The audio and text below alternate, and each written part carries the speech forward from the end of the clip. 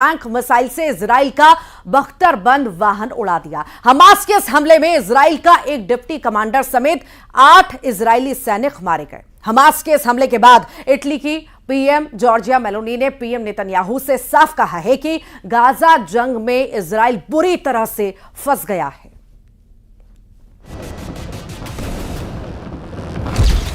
मार दिए 8 सैनिक हमास के जाल में इजराइल। पिछले 100 दिनों से इजरायली सैनिक यही समझने की कोशिश में जुटे हैं कि लगभग तबाह हो चुका हमास उन पर हमले कैसे कर रहा है और इतने ज्यादा इजरायली सैनिक गाजा में क्यों मारे जा रहे हैं। रफा, खान यूनिस, दक्षिणी गाजा, जबालिया कैंप के पास जिस तरह से हमास के लड़ाके चुन चुन कर इजरायली सैनिकों को मार रहे हैं, उसकी वजह से प्रधानमंत्री नेतन्याहू की नींद उड़ गई है। हमास के लड़ाकों का सबसे ताजा और भीषण हमला एक बार फिर से रफा में हुआ है, जिसमें इजराइल के 8 सैनिक मौके पर ही मारे गए हैं। हमास का यह हमला इतना घातक और भीषण था कि इजरायली सैनिकों को बचने का मौका तक नहीं मिला। हैरानी की बात तो यह है कि मारे गए इजराइल के 8 सैनिक बख्तरबंद लड़ाकू वाहन नामेर में बैठे थे, जो खतरनाक धमाकों को सहन कर सकता था। लेकिन हमास ने इस बार इस तरह से हमला किया है। इजराइल के सभी 8 सैनिक नामेर बख्तरबंद लड़ाकू वाहन में मारे गए। रिपोर्ट्स के मुताबिक यह हमला कैसे हुआ, इसे आप जरा एनिमेशन से समझ लीजिए। रिपोर्ट्स के मुताबिक रफा में जिस वक्त 8 सैनिकों वाली इजरायली टुकड़ी हमास के ठिकाने पर कब्जा करने जा रही थी, उसी वक्त इमारतों के मलबे के पीछे छिपे हमास के लड़ाकों ने इजरायल के बख्तरबंद लड़ाकू वाहन नामेर पर एंटी टैंक मिसाइल से बेहद पास से हमला किया। एंटी टैंक मिसाइल ने जैसे पलक झपकते ही इजरायली बख्तरबंद लड़ाकू वाहन नामेर की धज्जियां उड़ा दी। हमास की एंटी टैंक मिसाइल का धमाका इतना जबरदस्त और तेज था कि बख्तरबंद वाहन में बैठे इजरायल के 8 सैनिक मारे गए। इजरायल ये भी दावा कर रहा है कि हमास ने एंटी टैंक मिसाइल के साथ साथ घातक आईईडी धमाकों का भी इस्तेमाल किया है, जिसकी वजह से नामेर बख्तरबंद लड़ाकू वाहन तबाह हो गया और इजरायल के 8 सैनिक मारे गए। סרן ווסים מחמוד, סגן מפקד פלוגה ו7 מלוחמיו נפלו לפנות בוקר במהלך התקפה על תל סולטן שברפיח. לשעות הבוקר המוקדמות गाजा जंग पर पूरी दुनिया की निगाह टिकी है। अमेरिका की बाइडेन सरकार बार बार पीएम नेतन्याहू से कह रही है कि गाजा जंग को अब रोक दो, लेकिन नेतन्याहू ने कसम खा ली है चाहे जो हो जाए इजरायल तब तक जंग नहीं रोकेगा जब तक हमास का पूरी तरह से सफाया नहीं हो जाता है। 8 सैनिकों के मारे जाने के बाद भी नेतन्याहू के आक्रामक तेवर बने हुए हैं।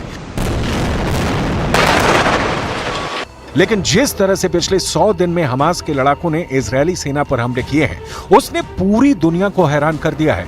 यहां तक कि G7 की मीटिंग के दौरान इटली के प्रधानमंत्री जॉर्जिया मेलोनी ने साफ कह दिया है कि इजरायल हमास के जाल में बुरी तरह से फंस गया। ऐसा लग रहा है जैसे इजरायल एक जाल में फंस रहा है। गाजा में हमास को इसे अलग थलग करना था। इजरायल के दोस्तों को इजरायल को स्पष्ट मदद देने की जरूरत है। उसकी सुरक्षा के लिए इजरायल के साथ इटली है। हम बिल्कुल यही कर रहे हैं।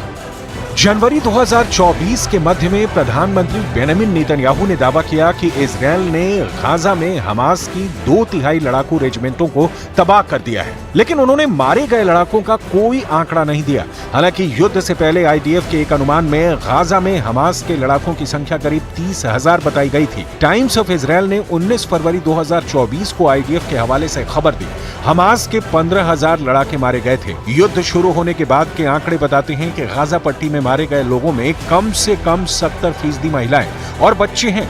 शायद यही वजह है कि पूरा गाजा और वहां के लोग नरक जैसा जीवन जीने को मजबूर हैं। फिलिस्तीनी अभी भी हमास का साथ दे रहे हैं।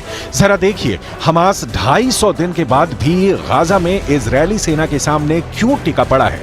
फिलिस्तीनियों पर किए गए एक सर्वे ने पूरी दुनिया को हैरान कर दिया है, क्योंकि फिलिस्तीनियों ने साफ कहा है कि 7 अक्टूबर 2023 को इजरायल पर हमास ने जो हमला किया था वो बिल्कुल ठीक है और हम इस हमले से खुश हैं। जरा देखिए क्या है सर्वे की रिपोर्ट।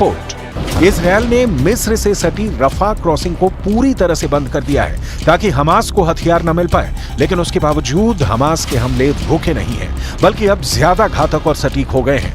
90% हमास की सुरंगें तबाह करने का दावा करने वाली इजरायली सेना अभी भी हमास के सुरंगों के जाल में फंस रही है।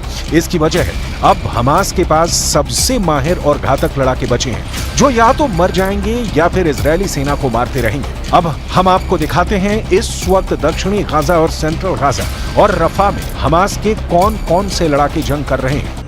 हमास के जिंदा 4 टॉप कमांडरों की वजह से गाजा युद्ध लगातार 200 दिन से चल रहा है। हमास का शीर्ष नेता इस्माइल हानिया है, जो अभी तक जिंदा है। दूसरे नंबर पर याया सिनवार है, जिसे खान यूनुस का कसाई कहा जाता है, जो सुरंग युद्ध में बेहद माहिर है, वो अभी तक जिंदा है। तीसरे नंबर पर मोहम्मद देईफ है, जो हमास आंदोलन की सैन्य शाखा ईज अल दीन अल कसम ब्रिगेड का चीफ है और अभी तक जिंदा है। और चौथा है हमास का नेता खालिद मेशाल, जो हमास की विदेश में राजनीतिक ब्यूरो का प्रमुख है, जो जिंदा है। हमास चाहता है कि 120 नागरिकों की रिहाई के बदले इजरायल को गाजा से पीछे हटना होगा। गाजा पर हमले बंद करने होंगे और ये सब फौरी तौर पर नहीं बल्कि स्थायी कदम उठाने होंगे। फिलिस्तीनियों को अपना भविष्य खुद तय करने का हक होगा। कैदियों की अदला बदली भी की जाएगी, क्योंकि इजरायल की जेलों में भी 7000 से ज्यादा फिलिस्तीनी कैद हैं।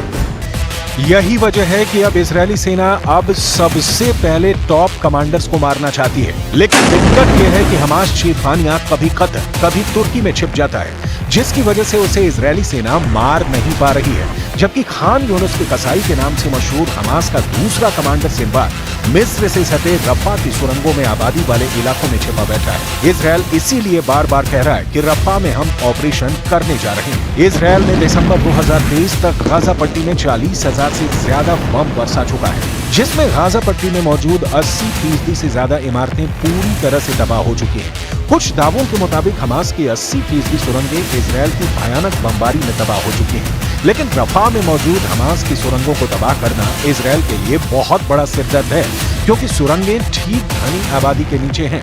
अगर यहाँ पर इजरायल 3,000 किलो के बम गिराता है तो यहाँ पर हजारों लोग मारे जाएंगे। अब सवाल उठता है कि ऐसे हालात में इजरायल गाजा जंग कैसे जीतेगा।